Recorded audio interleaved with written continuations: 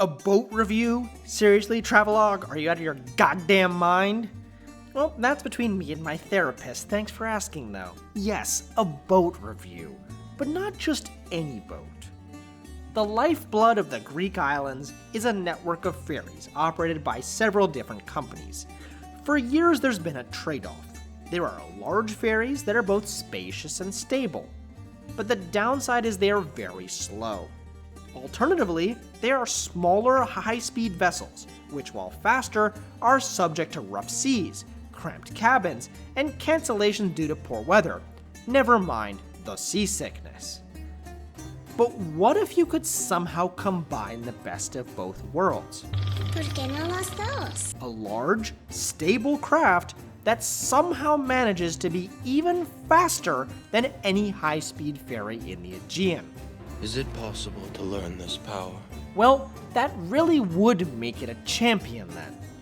Perhaps even a world champion.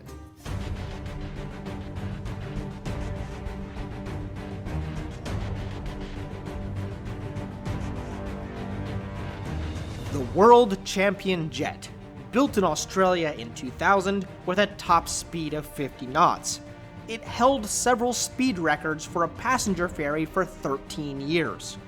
In 2019, it moved from the Baltic to the Aegean, where the company Seajets christened it the Formula One of the Aegean. They even put a Formula One car in the lobby. It carries 1,300 passengers and 220 vehicles while rocketing around at an operational speed of 47 miles per hour. What's it like to take what's arguably the best Greek ferry?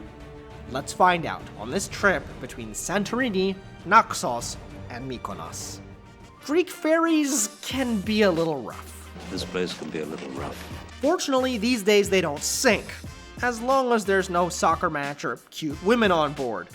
But they are widely panned for several valid reasons. If you come prepared, though, the drawbacks can be mitigated. Buy your tickets online. I used Ferry Hopper and could get my boarding pass on my phone. No need to get to the port early. Especially if you take a smaller boat, it may be canceled due to weather. They won't email you, but they should text you. Won't help if you have a different SIM card, I know.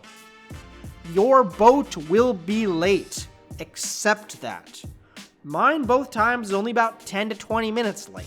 Sometimes it's much, much more. The status of ferries is not communicated to passengers at all.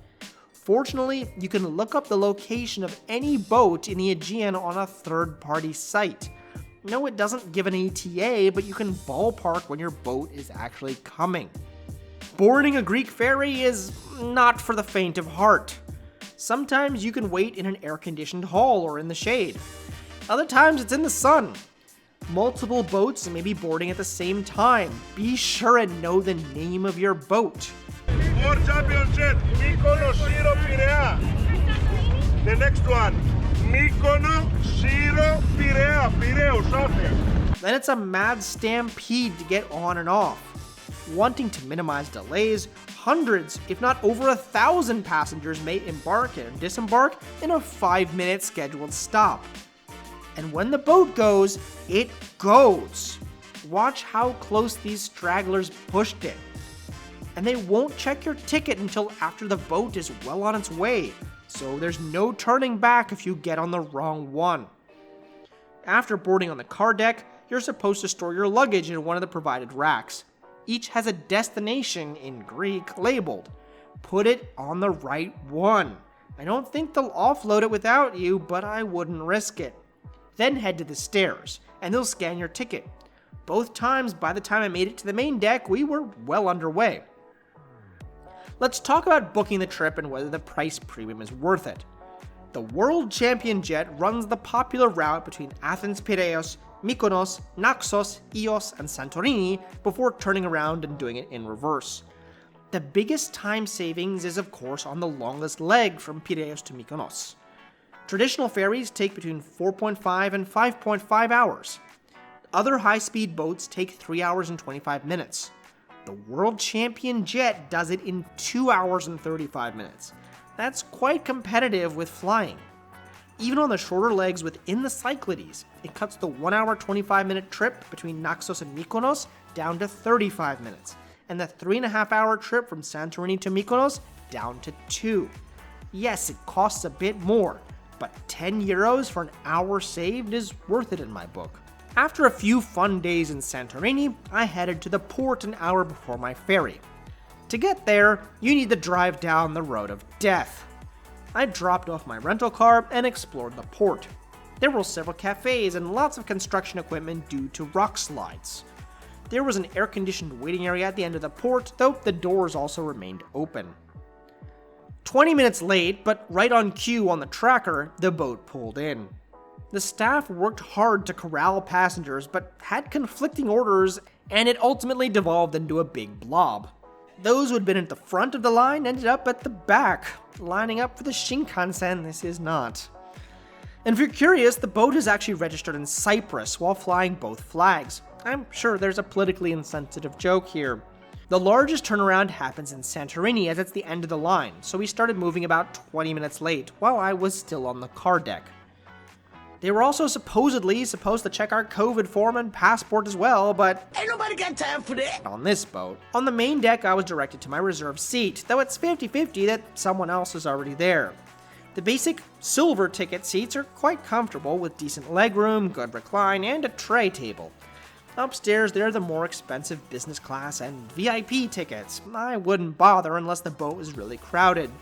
The seats are nearly the same, it takes longer to board and disembark, and especially on the shorter legs, I spent most of it on the car deck anyway. The more premium seats do come with an attendant, but you still have to pay for your food.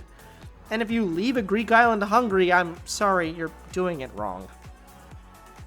I should note that the staff were all working very hard. They all wore masks. The passengers, Greek and foreign, not so much.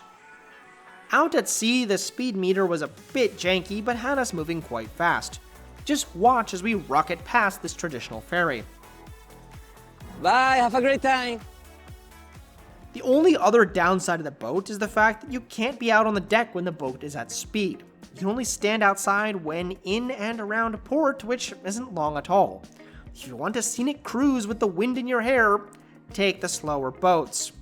That's about it, so time for the music and a montage.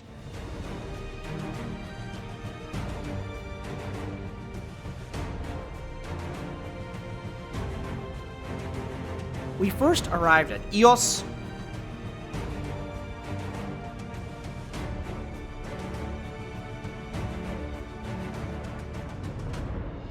before sailing between Naxos and Paros.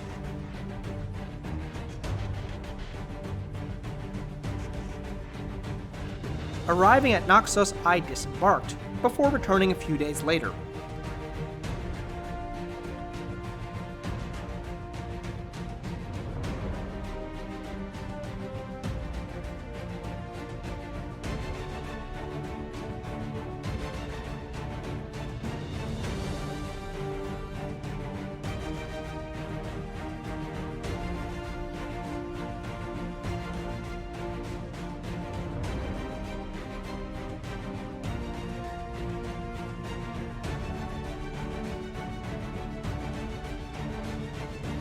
Shortly, we passed Delos and arrived at Mykonos.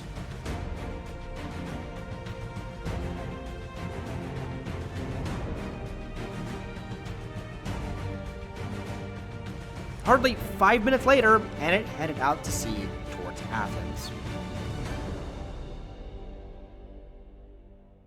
So the World Champion Jet by Sea Jets. Honestly, it wasn't that bad. Yeah, there are plenty of horror stories of Greek ferries. But if you take this boat or the similarly sized but slightly slower power jet to Crete, it won't be as bad as the reputation dictates. Sure, it'll be late and boarding will be a mess, but hey, this is Greece after all.